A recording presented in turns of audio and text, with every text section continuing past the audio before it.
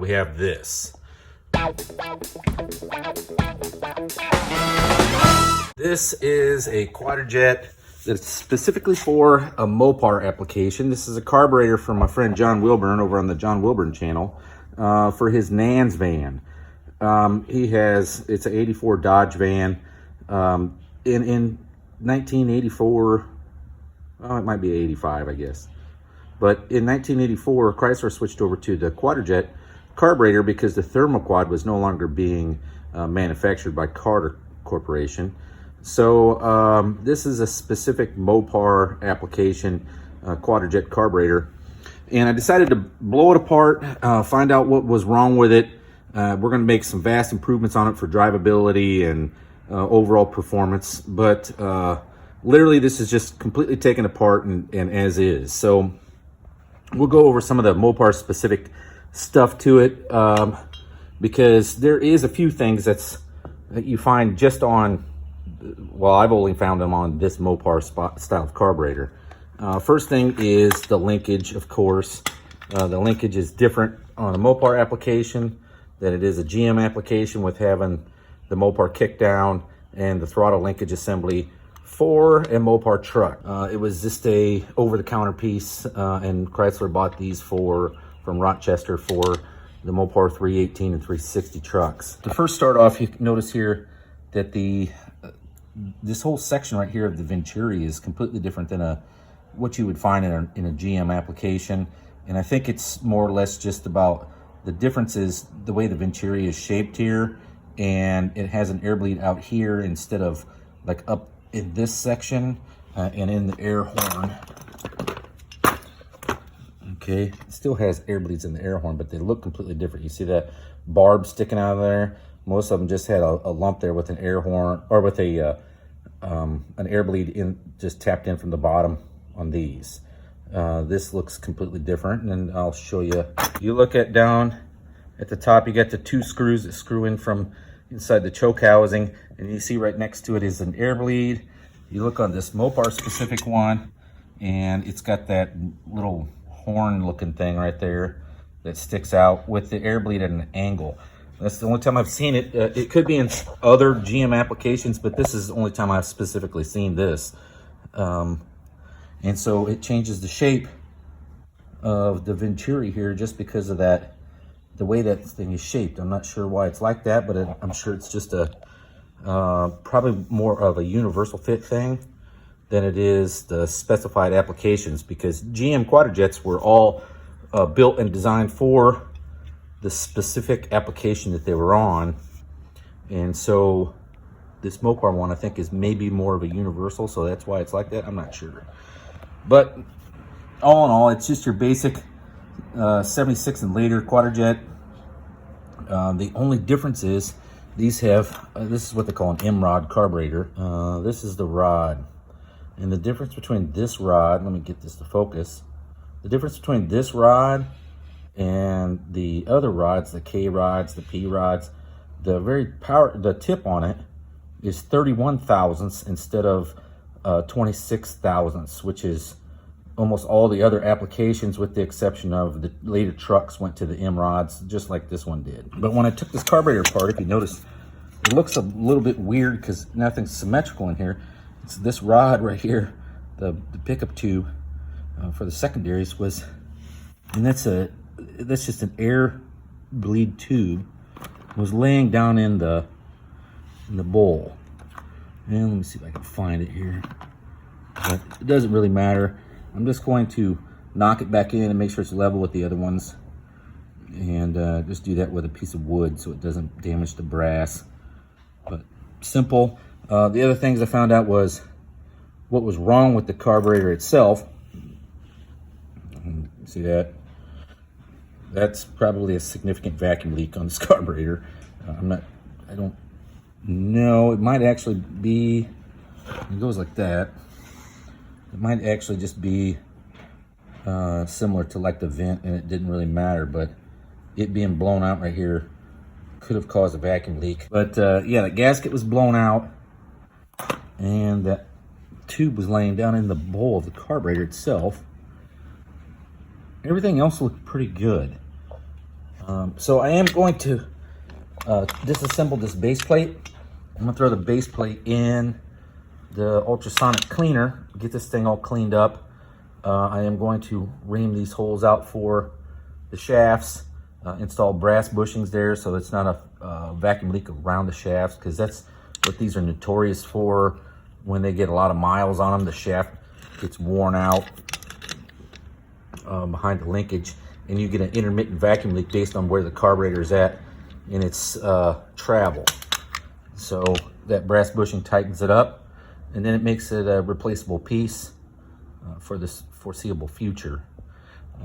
Other than that though, so we'll get this thing cleaned up and do a few modifications to it and put back together and see how it runs on John's van. When you disassemble the carburetor, I always put it in a pan like this, all the pieces, every little thing, including the gaskets. The gaskets themselves, when you go buy a gasket kit for the carburetor, it's going to come with a multitude of gaskets for different years, makes and models. And that one gasket kit will cover probably 100 different carburetors. But I always keep the gaskets so that way you can match up the holes in them. And it's usually just the little holes. This is for the main body to the base plate. And these holes here are generally in different configurations based on emissions and the application, right? So I always keep the old gaskets to match it up. That way you know you get the exact gasket that you need for your application. So don't throw them away when you disassemble the carburetor, because it will help you in the long run find the exact right gasket. Sometimes you get some that look exactly the same, but there will be one hole in a different spot or an oblong hole that will cause a vacuum leak internally, and then you'll just be chasing your tail for months and months and months trying to figure out what is going on with this thing. It should run right. Keep those gaskets handy and then just match them up to the new ones in the package to find exactly what you need. So since I'm starting on the base plate, we're gonna have to remove everything on the primary throttle shaft here so that we can get this throttle shaft bushed. But first thing I gotta do is remove the throttle blades themselves. And if you look at them, the screws are just like, this is a later carburetor, so it's got these Torx head screws in them that are really hard to get out. I'll just replace them with it's a Phillips, I think, screw that goes in there from the kit. But here's the killer, all right? It doesn't matter if you got the Torx heads or the Phillips screws in there. If you look really close, those screws have been swedged so that they can't just loosen themselves up and then fall out, right? So the idea here is you have to grind this off. You have to grind this side of the screw off, and then the other side of the screw, you just take it out with your Torx head screwdriver or whatever, you know, Phillips, to get these out. But since these are swedged, if you try to remove them without removing the swedging, they will get bound in this shaft and break off normally. So make sure you grind those off. I'm just doing it with a Dremel Flexi shaft. I've had this thing for 20 years. So that's first things first. Grind those down and then remove the screws, and we can get on to some cleaning. Okay, so now that we got our base plate completely disassembled, what I've done here is I broke out the ultrasonic cleaner. And for those of you that don't have one of these and you do a lot of carburetors, get one. They're super duper handy. But the recommendation that I make, this is just a cheapy one off of like Amazon, like a, I don't know, Vivor, or, well, it says Cozy. So same crap, Chinesium. But get the biggest possible one you can afford. And I'm telling you right now, it can never be big enough, because you'll always find something that you want to put in there that's just it's just a little bit too big, and it won't fit in there, and you end up cleaning it half at a time or whatever. But buy the biggest one you can. If they sell like a 30-liter one, see if you can get that sucker.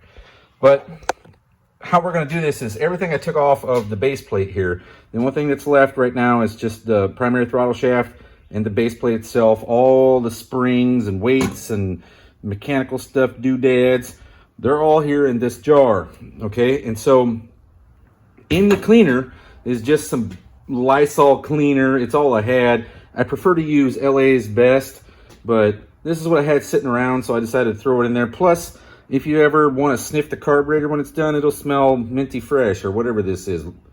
I don't know, lavender fresh. Okay, so, but in this jar is acetone. And the only reason you don't fill the whole ultrasonic cleaner with acetone is, one, it will combust pretty easily, and two, it would cost you $75,321.19 to keep filling that thing all year with just a bunch of stuff in it, right? So what I do is I minimize it, and I put all the stuff in a jar that I want to clean. And now it's just, you just want to have like a ball jar or a mason jar, and that way it's airtight. It keeps all of the freshness in there. But what you do is you throw all your stuff in your ultrasonic cleaner, including the jar, just like this. Now, the way this works is ultrasonic cleaner is like a sonar system, really. It's a sonar cleaner, okay? And it has transducers mounted around the inside on the base of the ultrasonic cleaner, and then it just operates them at a frequency at which it shocks, and the transducer just transfers acoustic energy into pulses underwater, right? So the way this one's set up is it creates pulses that are shocking to dirt and debris and grease and grime, and breaks it down, and then the hot water will carry it away, right? Hot water loosens it up, the ultrasonic pulses clean it, and then when you take it out, it looks brand new. The only thing is you got to have it up to operating temperature, and it shows you in Celsius. It might as well be kilodads or Gerfel meters, because this really means nothing to me. 18, 19 degrees Celsius. It's set at 50. I know that's hot. You know, it's like 100 something degrees.